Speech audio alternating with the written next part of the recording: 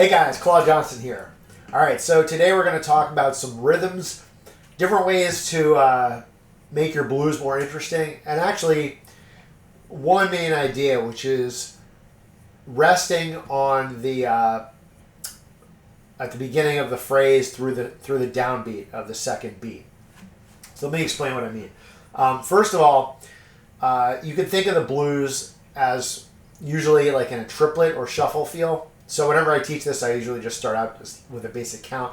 1, 2, 3, 1, 2, 3, 1, 2, 3, 1, 2, 3. Then you tie your 1 and your 2 together. 1, 3, 1, 3, 1, 3, 1, 3. You can speed that up.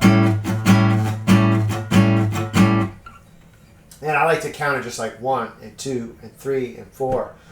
So even though when you say and, it's not really like a half of a beat like you would if you were doing a straight count, like 1, 2, and 3 and 4. You know, 1 and 2. So the ands are just kind of 1/3 of that, or like 1/8 note triplet, just so you don't get confused. Anyway, point is you kind of rest on the second beat and just say 1 and 1 and 4 and 1 and 4 and. So you get this kind of rhythm. So you can contrast that with your basic triplet, you know.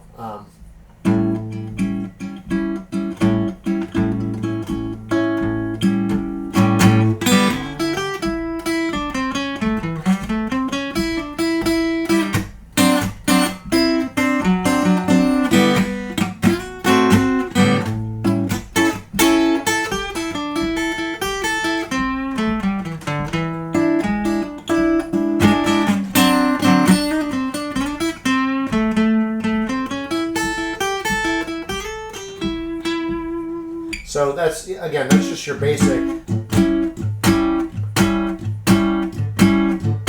Now to switch that up, what we're going to do is rest on the second beat. So you're going to get like 1, 2, and. I'm kind of whispering the 2 there. 1, 2, and 4 and. So yeah, I was watching a Ted Green video where he talks about this kind of rhythm. And if you don't know who Ted Green is, you should check him out. But he called it the Charleston. So I looked that up, and it was actually like a jazz song that goes way back to the 1920s, and there was a whole dance that goes along with it. Hey, real quick, before we continue here, I just want to give a quick plug for my free course. It's called 7 Blues Guitar Secrets That Save You Years of Practice. You can get it at BluesGuitar-Com/secrets, or just check the link in the video description. And I think it's got a lot of powerful insights and concepts that are going to help you out. They're going to help you with everything you're doing, including the stuff in this video. So once again, just check the link in the description. Thanks for your support, and now back to the video. But it had the same idea where there were, you know, it was a jazz song where they basically didn't play on the downbeat of B2 and just came in on the and.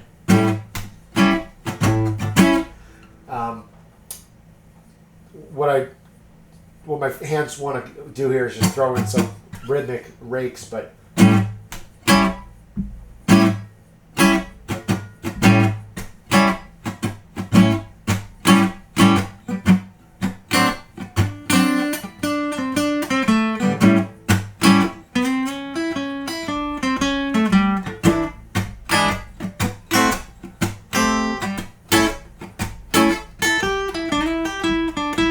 so there's a whole groove there you can kind of jam on. Now the nice thing is that it's still, you still got your basic triplet, so you can just kind of throw in your licks.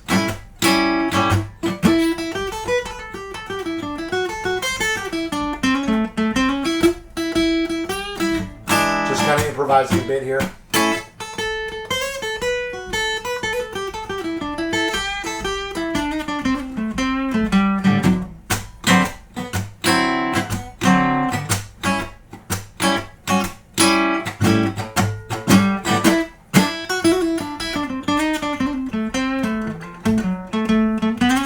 How about one more? Then we'll move on.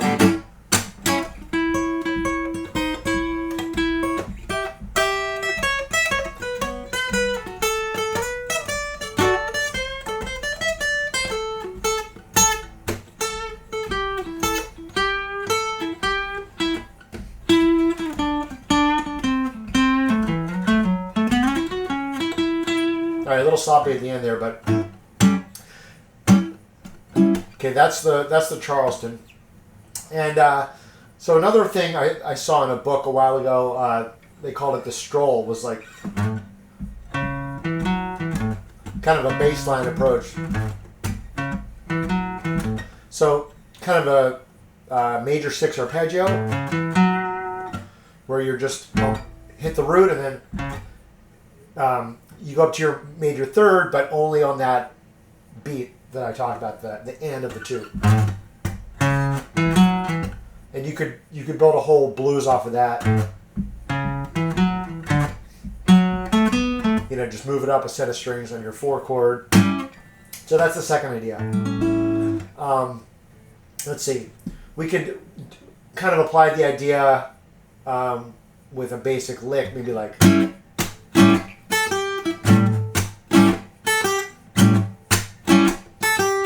So you're going to do the. This is just a minor pentatonic lick, and maybe the second time, something like that.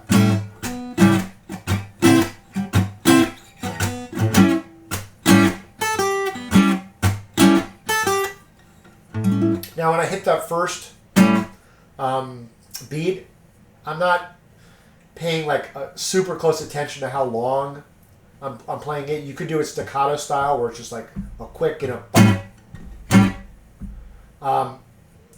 If we go back to the other example, that's going to be like not staccato style. It's kind of, you could count that as just like 1, rest. So if you count like 1, 1, 2, and 1, 2, and 3, and 4, 1, rest, right there.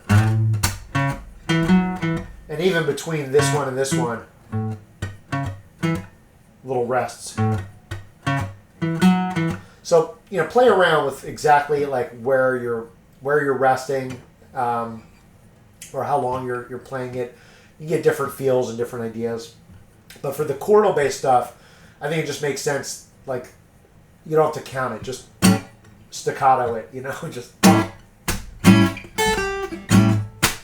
All right. Let's see. Let's try to give you 1 or 2 more ideas. How about if I play this kind of cliche voicing? So in the key of A, if you don't know this voicing, this is a great one. Basically, you're hitting your 5th and 7th. So there's my E note, that's my 5th, and then my 7th degree. So this is the 7th fret. 9th fret on the G string, 8th fret on the B string. And typically you would get riffs like, you know, that's kind of the classic cliche riff.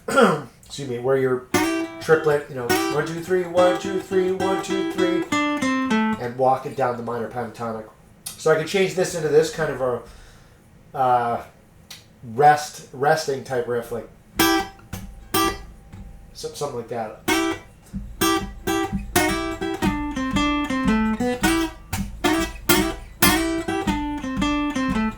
Okay, so bump, rest, bump, bump. So hit it twice. So first hit it once, then rest, then hit it twice. Rest again, and then. So let me try the whole thing.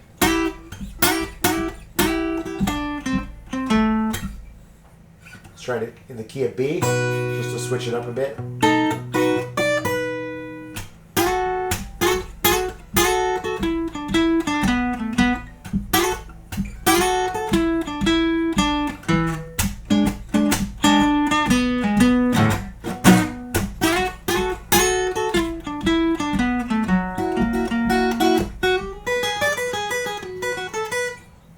Okay. Let's do one more idea. Let's try to do a variation on the walk up. How about instead of like root 3rd, we'll do the minor 3rd, major 3rd.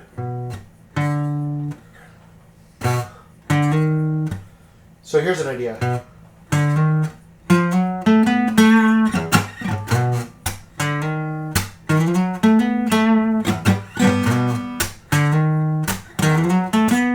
So I'm going to hit this, but I'm going to go immediately into the next one. So instead of that, I just, and then another rest, and then, so this is like my root, minor third to major third, and then flat fifth to fifth.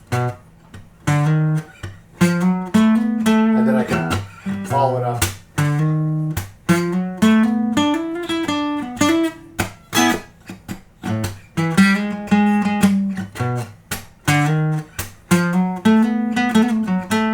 Almost reminds me of the Pink Panther. All right, let's do one more. All right. How about a riff with like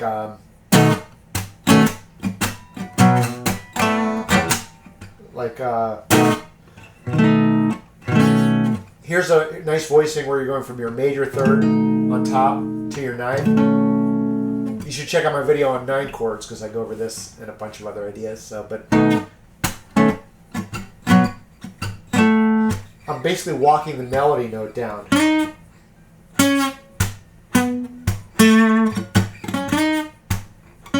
So this is like still in the key of B here. 7th fret, 6th fret, 7th fret, and then 8th fret. And then what I can do is flatten out my pink first finger here, so I'm barring and get the 6th fret there, which is my 9th. There's my basic Charleston type rhythm. And then this is like, you can hit this with your pinky or just play it like this, like a power chord. So you're, and then you down to your 7th.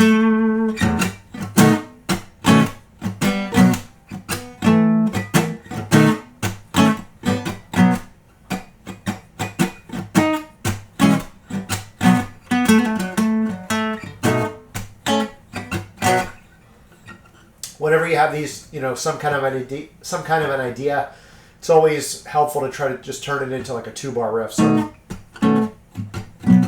So if you come up with an idea like that, just try to follow it up with something that is very similar and just resolves it a bit. So.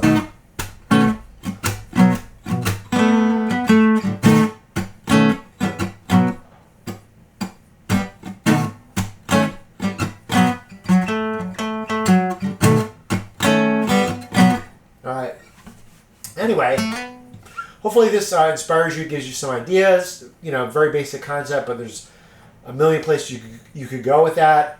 And you could also experiment with adding rests in different parts, like, you know, bar 3 instead of bar 2, stuff like that. But that is a that is a wrap for today. I'll probably shoot one more video on a different topic, but hope you enjoyed it. If you enjoy the videos here, do me a favor, give me a like and a subscribe and a comment. Would really appreciate it. And we'll talk to you soon. Have an awesome day.